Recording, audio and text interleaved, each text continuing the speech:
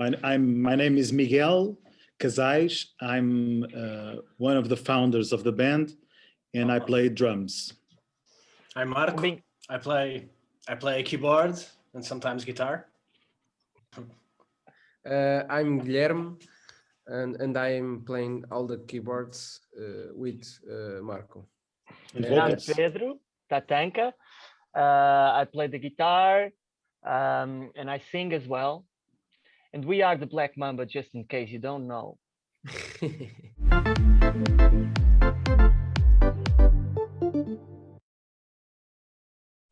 perfect. Thank you for that. I know it's like the most awkward thing to do an introduction, but I wanted to start off by saying congratulations or parabéns for your victory. At any point between submitting the song to RTP after they approached you and the final performance, did you ever expect to win the festival? We were very confident that we had a good song and we were going to do a good performance. But by then we didn't know which songs the other artists had. And we knew from start that we were gonna have issues with English because it's a first time that Portugal sends a song fully in English, so we knew that we're gonna have issues with that, but we believed all the time that it was possible. After we know the songs, the other contestants, their songs, and probably the numbers on YouTube as well, as soon as the live performances came out, didn't indicate that we were favorites. So we went to the final with the mindset that we had to do a great performance, and just that, and the rest is history, you know. I believed that we could win. I have to be honest. Believer. And we did. There you are. You've had the honor of doing interviews with random 22-year-olds in London. But yeah, I mean, what I love about the festival is that it's always very unpredictable. It's never the case of whoever has the most numbers wins. It's about atmosphere, it's about connection, and there's a lot of emphasis on artistic integrity, and the juries are selected by the broadcaster very specifically with that in mind. And just listening to some of your other music, like Love Is On My Side is very much in tune with the music you make, and it's very authentic to your sound. So do you think that was a helping factor, despite the song being now the first English entry for Eurovision from Portugal in 53 years? So we knew from start that we're going to be different. Even in Portugal, we're going to be different. And we kept faithful to our beliefs, to the music we love, to the music we make, to the music we made till then, and that's a factor that separates us, maybe probably even more in Eurovision from the other contestants. And I guess we don't do modern music, but we're different, and that's a good point. Probably I don't know how it works in Eurovision, but probably the jury can like that, because we're really faithful to our origins, to our beliefs, and we're very truthful. I don't know if that's the word, to what we believe. So I guess it's probably a good point. To be fair, you did win also with the televote in the first semi-final. The public definitely got behind you. And have you found support from the Portuguese public following your win? We were very surprised to have such support from the audience, because we had other contestants that have a lot of they are really big in the social media, a lot of followers, etc. So that was one of the factors that we weren't expecting to be so how can you say, to have so much support from the audience. We knew that the audience liked us, but it was a surprise. It was a surprise, yeah, I can say. So you've been active as a band for about 11 years now, is that correct? Yeah. And you've released some albums. You've also like done gigs internationally. Had you been approached by ESCXTRA before to participate in the festival, or was this the first time you had been asked to do it? We were about to participate in last year. Okay. But we couldn't because we were touring during the winter. We were doing a tour celebrating the 10th anniversary, and that's why we couldn't do it. So the invitation passed to this year and kept to this year, and we're happy we did it. It worked well, I guess. and basically, if we could accept last year and we won, imagine that we would win, we wouldn't be allowed to go because there wasn't no Eurovision, right? Yeah. So we're happy that things happened that way. Yeah, it worked out. So had you participated last year, would this have been the song? Had you written it by that point, or was this done since that invite? It was already written, yeah. Okay, cool. Was this for like a forthcoming album, and it was part of the sessions? We had this idea to write an album based on stories that happened in red light district in Amsterdam since we went there touring in 2018. So we were there living and playing all night, every night, and we actually realized that was the perfect imaginary universe to write about. All those characters, like in solid kind of characters that you find there, are very hard to find. Are very Unique. hard to find. Yeah, are very unique and very hard to find somewhere else. So we wanted to write an album based on that, and then after we came, I started to wrote the. We started to write this song right before that, but it never went anywhere. So we kept it aside, and when we came back, I wrote this song, and it was there waiting. It was the only song that I had written to the Black Mamba that time.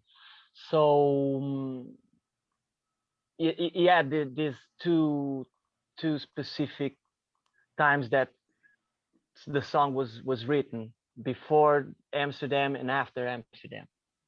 Well, it's a full circle moment, because fingers crossed you'll be back in the Netherlands in May. Yeah. I'm not sure the red light district's doing it at the moment during a pandemic, but I can only imagine. I was there in 2019. We're not superstitious, but now we're starting to believe that in superstition, yeah, I guess. Yeah, well, something's on your side for sure. I can't say what, but you're coming back full circle and things happen to have worked out for you. A question I've been asking a lot of Portuguese artists, particularly this year, is kind of reflecting on the post-2017 changes to the festival. I know a lot of people in Portugal are aware of the festival. Not everyone watches it. Everyone has an opinion. But there's definitely been a huge change in the way the broadcaster has approached it, particularly in the selection of artists. Did that have any bearing on your decision to take part? Yeah, I think for most of us and most of the musicians in Portugal, I think because Salvador, after winning the Eurovision had so much hype, and not in Portugal, but in the all around the world. So I think after that, everyone wants to be part of the Eurovision, you know, and the Festival da Canção here in Portugal. So for me, and I think for us, was a big important part that Salvador winning, and like I think RTP also changed a little bit The concept. yeah, the concept of the festival, and bring more new artists and indie artists. More eclectic selection. Yeah. Yeah. So I think they did a great job with that, yeah, because it was not only after Salvador, it was the same commission that actually changed the year before, that brought Salvador in, you know, that they already changed, but people only noticed they changed before, after Salvador wins, you know. What I found when asking particularly Portuguese artists this question is that I got a lot of good recommendations. So I'm going to ask you guys, because you guys clearly have a very deep musical kind of appreciation, which reflects in your sound. What like Portuguese artists do you want the rest of Europe to know about? Both Fabia and Caritos told me about Antonio Variações. And yeah, excuse my pronunciation, very much not Portuguese speaker. But like I discovered his music following that conversation, and it really spoke to me. So I wanted to ask if you have any other recommendations of like Portuguese artists that inspire you or like excite you that people outside of Portugal may not know. Okay, so can we have one each? Yeah, sure. Okay, Pombin, vai. I really like GP Simões. Yeah.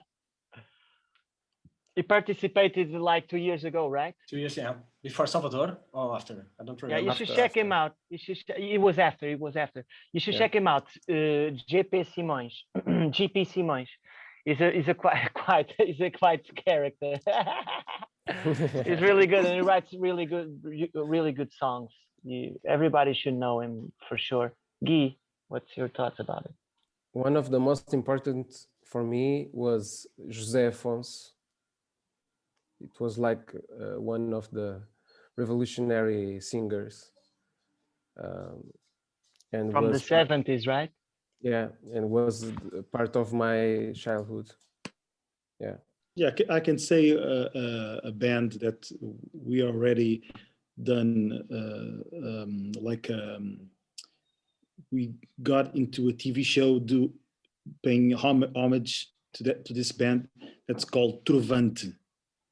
That's one name in Portugal that you can't look away. You have to dig in and look. These guys are incredible.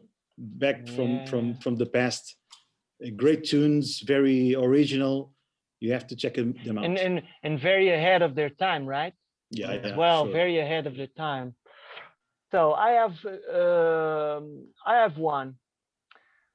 Most of people in Portugal don't know them. I had the pleasure to cooperate with them, and we all did. The singer is one of the heads behind some of our lyrics. I guess it participates in all of our albums, I guess. Yeah, it's true. This band is the Offshores.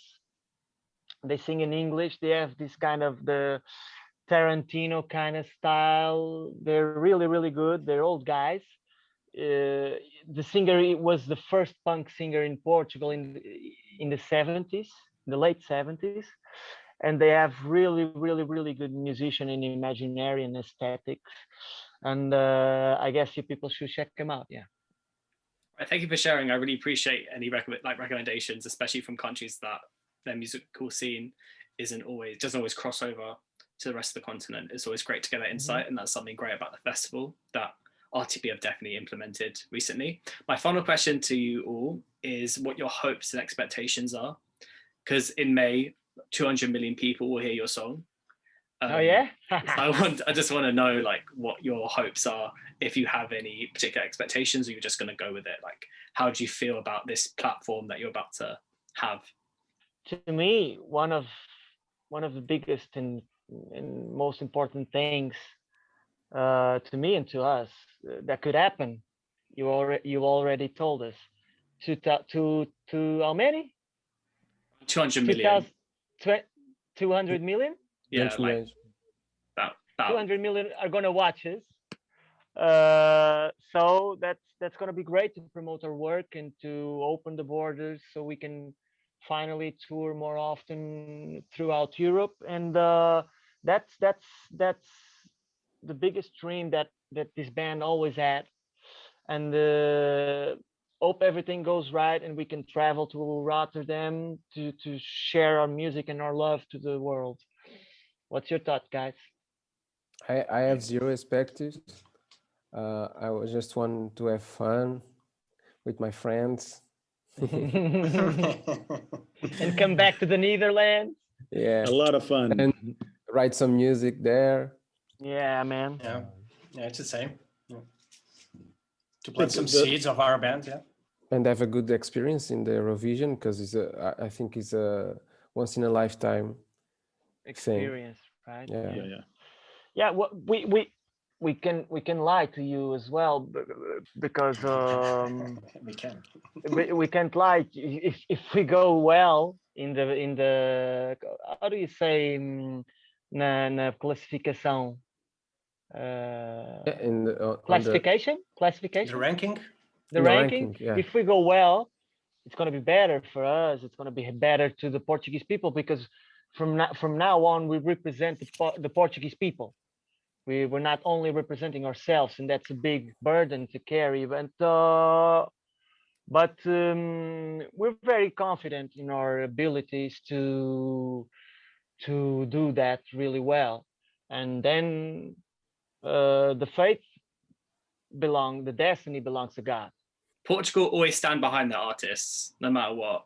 With Conan Osiris in 2019, he didn't rank highly, but everyone was like, no, Conan should have qualified. Conan should have done better. He was misunderstood. And even the person giving the points on the Saturday had a Telemovage t-shirt on. Yeah, he should be here too. So I don't think that actually matters to people. Just from the conversations I've had, it's about, do we feel represented? And they voted for you, so clearly that's going to be the case. So I don't think that's something you should worry about, in my humble non-opinion. Yeah, we're gonna have fun, and we're pretty much confident that we can deliver the best performance that we can. We're very confident in ourselves that we can do a very, very good performance to make all Portuguese people proud. Yeah, that's what it's about. Right, thank you guys so much for your time. I really appreciate you speaking to us, and I know people from outside of the borders of Portugal appreciate your song and appreciate your attitudes, and they're gonna look forward to seeing you in May. Thank you, man. Thank you so Thank much. you. Thank you. It was a pleasure Thank you. speaking with you.